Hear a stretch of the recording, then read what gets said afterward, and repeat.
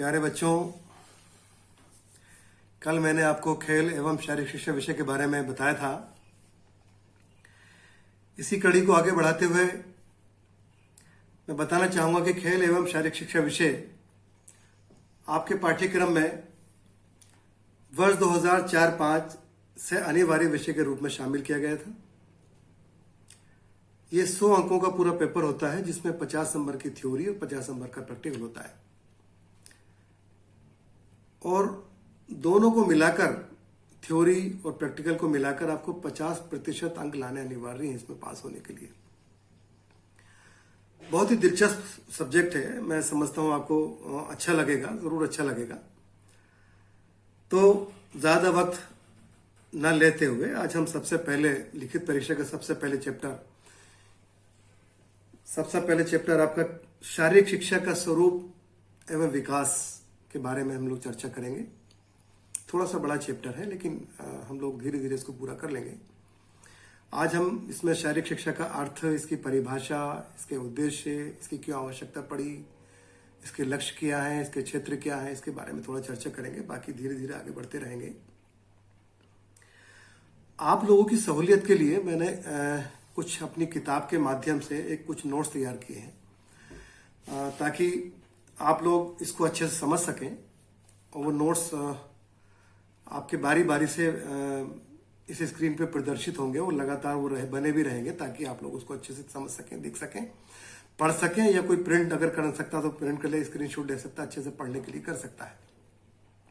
लगातार मैं आपके साथ लाइव इस तरह से नहीं रहूंगा, लेकिन ये पेजेस आपके सामने आते रहेंगे, पीछे से मेरी आवाज आती रहेगी। और इसी कड़ी में सबसे पहला जो पेज है, जो सबसे पहले चैप्टर का पेज है, वो ये रहा आपकी स्क्रीन पर, आप देख सकते हैं। जो सबसे पहला पेज है,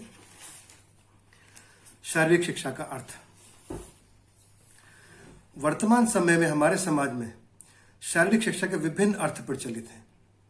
सब लोगों ने अपनी अपनी तरह से इसमें अर्थ बनाए हैं। किसी ने पीटी को ही शारीरिक शिक्षा की संज्ञा दी है।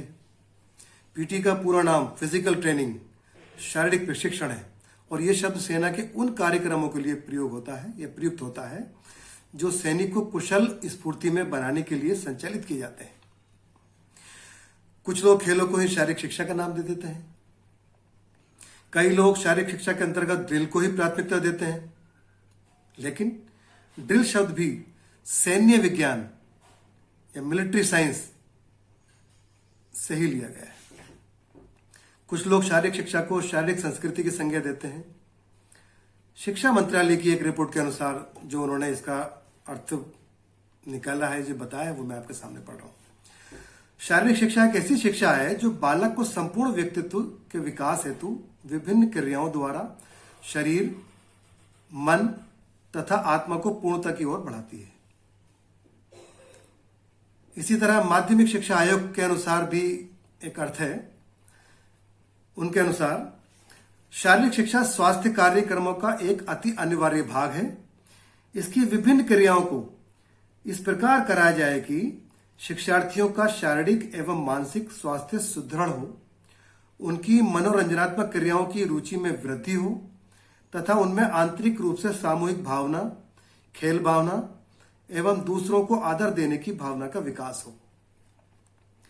अतः शारीरिक शिक्षा ड्रिल तथा व्यायाम से ऊंचा स्थान रखती है। शारीरिक शिक्षा में सभी प्रकार के खेल, शारीरिक क्रियाएं सम्मिलित हैं, जिनसे शारीरिक, मानसिक एवं संवेगात्मक विकास होता है। ये शारीरिक शिक्षा का अर्थ था। इसके बाद इसको आप अच्छे से समझ सकते हैं, स्क्रीन पर आपके हैं। इसी तरह से आपकी स्क्रीन पर शारीरिक शिक्षा की परिभाषा के बारे में ये रहा आपका पेज। शारीरिक शिक्षा की परिभाषा को कई लोगों ने अपने अपने हिसाब से बनाया है, लेकिन एक आसान सी शारीरिक शिक्षा जो सर्वमान्य है, जो आपको पढ़ने में आसान रहेगी, याद करने में आसान रहेगी, वो इस तरह से तैयार की गई शारीरिक शिक्षा की परिभाषा। शारीरिक शिक्षा का एक महत्वपूर्ण विषय है। इसे शिक्षा से किसी भी दशा में अलग नहीं किया जा सकता। शारीरिक शिक्षा एक क्रिया विधि है जो शारीरिक क्रियाओं का सहारा लेकर अपने लक्ष्य तक पहुंचने का प्रयास करती है। अतः यह कहना उचित ही है कि जो लक्ष्य शिक्षा का है, वही शारीरिक शिक्षा का तथा प्रशिक्षण का भी है। इसी दृष्टि से शारीरिक शिक्षा व्यक्ति का सर्वांगीण विकास करने वाली शिक्षा है। यानी ये शिक्षा व्यक्ति का सर्वांगीण विकास करने वाली शिक्षा है। शारीरिक शिक्षा के लक्ष्य क्या है? शारीरिक शिक्षा को शिक्षा का एक अंग माना गया है, अतः यह आवश्यक है कि शिक्षा तथा शारीरिक शिक्षा का लक्ष्य भी हो। शिक्षा शास्त्रियों द्वारा ये उद्देश्य बताए गए। कौन से उद्देश्य हैं? स्वास्थ्य में सुधार, मूल क्रियाओं में सुधार, अच्छा नागरिक होना, व्यवसाय प्राप्ति, नागरिकता, समय का उचित प्रयोग करना, चरित्र उत्थान करना।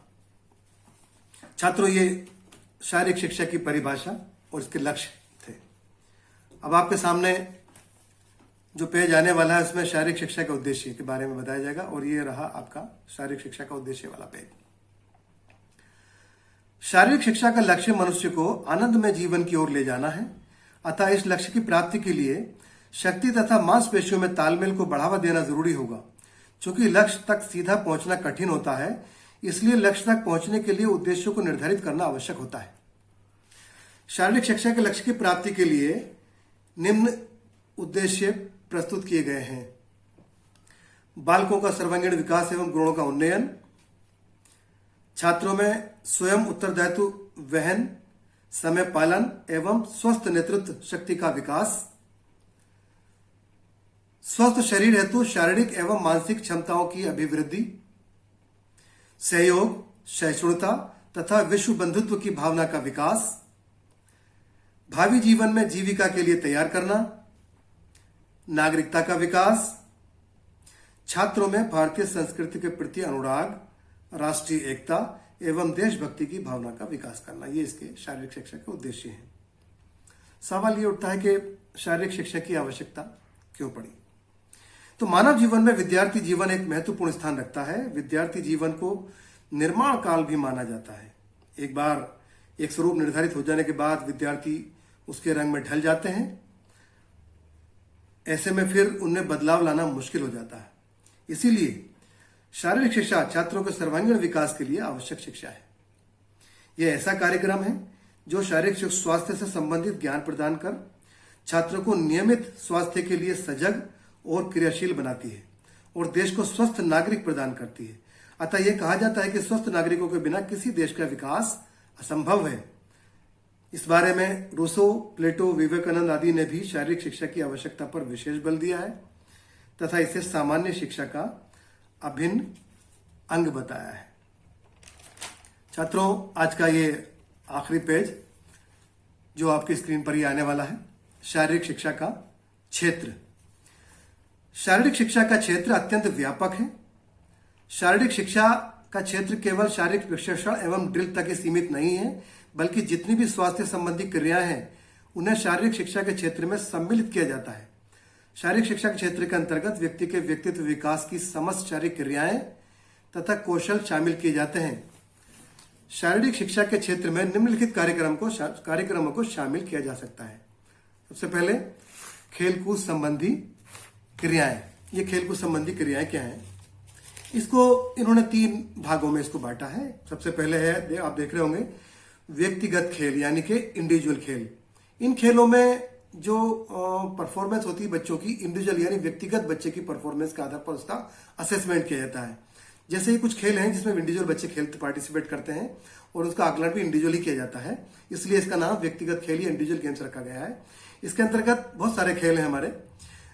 जूडो है, कुश्ती है, एथलेटिक्स है, तैराकी है, तीरंदाजी है, आदि काफी सारे खेल हैं जो व्यक्तिगत खेलों की श्रेणी में आते हैं। दूसरा है दलीय खेल। दल यानी दल के रूप में, या टीम गेम्स, जैसे कि नाम से ही पता चल रहा है कि एक टीम के रूप में हमारा निर्धारण होता है। अभी आप क्रिकेट के शौकीन है, क्रिकेट बहुत तेजी से खेला जाता है, तो क्रिकेट होगा, hockey, football, handball, kho kho, kabaddi, basketball, volleyball, ये सब टीम गेम है, तो ये टीम गेम की श्रेणी में आते हैं। इसके बाद आता है तालबद्ध खेल, कम सुनने को मिलता है, यानी रिदमिक गेम्स। तालबद्ध खेलों के अंतर्गत mass drill, marching, band drill, lezim आदि संगीतात्मक व्यायाम आते हैं। तो इसमें क्या होता है दूसरा, उसके बाद इसको भी उन्होंने किस तरह से बांटा है, इसको लोकगीत और लोक नृत्य के रूप में आप देख सकते हैं, एरोबिक व्यायाम के रूप में देख सकते हैं, जिम्नास्टिक नृत्य के रूप में देख सकते हैं। इसके बाद मनोरंजनात्मक क्रियाएं। इन क्रियाओं में छोटे से छोटे खेल आते हैं, शतरंज, कैरम, घुड़सवारी, शैक्षणिक शिविर, शिकार करना, मछली पकड़ना आदि, ये सभी मनोरंजनात्मक क्रियाएं कहलाती हैं। इसके बाद यौगिक क्रियाएं व आसन। यौगिक क्रियाएं जैसे कि नाम से आपको मालूम है, योगासन, प्राणायाम, जलनेति, सूत्रनेति, धोती क्रिया आदि भी शारीरिक क्रिया के क्षेत्र में सम्मिलित है। सूर्य नमस्कार, तमाम तरह के प्राणायाम इसमें शामिल हैं। पूरक खेल, ये छोटे छोटे खेल कम समय में पर्याप्त होते हैं और ये आप अक्सर गांवों में ये खेले जाते हैं, जैसे कि माल का डिब्बा, दोस्त नमस्कार, चीता चीतल, ऊंच नीच, अंदर बाहर, शेर चीता, चूहा बिल्ली, नेता की खोज, कुर्सी दौड़, अमृत दौड़ इत्यादि, सुई धागा, बहुत सारे खेल हैं, बड़े इंटरेस्टिंग खेल हैं। सुधारात्मक शारीरिक क्रियाएं। सुधारात्मक उपचारात्मक क्रियाओं का आयोजन व्यक्तिगत शारीरिक दोष के उपचार के लिए किया जाता है। इसमें झुकी कमर आदि क्रियाओं पर ध्यान दिया जाता है। इसी तरह जिम्नास्टिक, सर्कस आदि में जिम्नास्टिक क्रियाएं की जाती हैं। इससे शरीर की सुडौलता तथा लचकता बनी रहती है। आत्मरक्षार्थ क्रियाएं, इन क्रियाओं में बहुत सारे खेल आते हैं हमारे, जैसे तीर चलाना हुआ, मुक्केबाजी हो गई, जूडो है, ताइक्वांडो है और दीगर बहुत सारे खेल हैं जो हमारी आत्मरक्षार्थ क्रिया कहलाती हैं।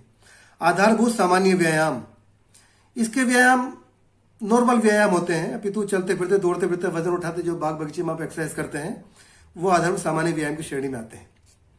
स्वास्थ्य शिक्षा, इसके बारे में स्वास्थ्य के बारे में जो शिक्षा दी जाती है वो स्वास्थ्य शिक्षा इसके में शामिल है। आहार विज्ञान, आहार विज्ञान का संबंध भोजन से हमारे जीवन के लिए महत्वपूर्ण बल्कि बहुत जरूरी है। इसलिए शारीरिक शिक्षा के विषय क्षेत्र के अंतर्गत स्वास्थ्य शिक्षा के साथ साथ आहार, कुपोषण तथा मिलावट का समुचित अध्ययन किया जाता है। वृद्धि एवं विकास, खेल मनोविज्ञान, शारीरिक शिक्षा के मनोविज्ञान के आधार पर खेल मनोविज्ञान भी शारीरिक शिक्षा के विषय क्षेत्र का अभिन्न अंग बन गया है। इसलिए शारीरिक शिक्षा के अध्ययन में मनोविज्ञान एवं खेल मनोविज्ञान का समुचित अध्ययन कराया जाता है। अंतर्राष्ट्रीय खेलकूद, जैसे कि नाम से ही पता चल रहा है कि अंतर्राष्ट्रीय स्तर पर होने वाले खेलों में भी सम्मिलित किया जाता है शारीरिक शिक्षा को। ओलंपिक खेल, एशियाई खेल, एशियाई खेल, राष्ट्रमंडल इत्यादि तमाम तरह के खेल हैं। तो ये हमारे शारीरिक शिक्षा के क्षेत्र हैं। छात्रों, आज के लिए ही इतना ही काफी है। कल हम आपको इसी चैप्टर के आगे के भाग आपको बताएंगे। मैं समझता हूं कि आप इसको पढ़िए, अच्छे से पढ़िए, मन लगाकर पढ़िए, और चूंकि पेजेस के रूप में आपके पास ये मौजूद है, मैं समझता हूं कि आपको ठीक लगा होगा और इसको पढ़ने की कोशिश करिए। बिल्कुल लॉकडाउन में आप घरों पर ही हैं, इसका फायदा उठाइए। कल आपसे फिर मुलाकात होती है। जय हिंद, जय भारत।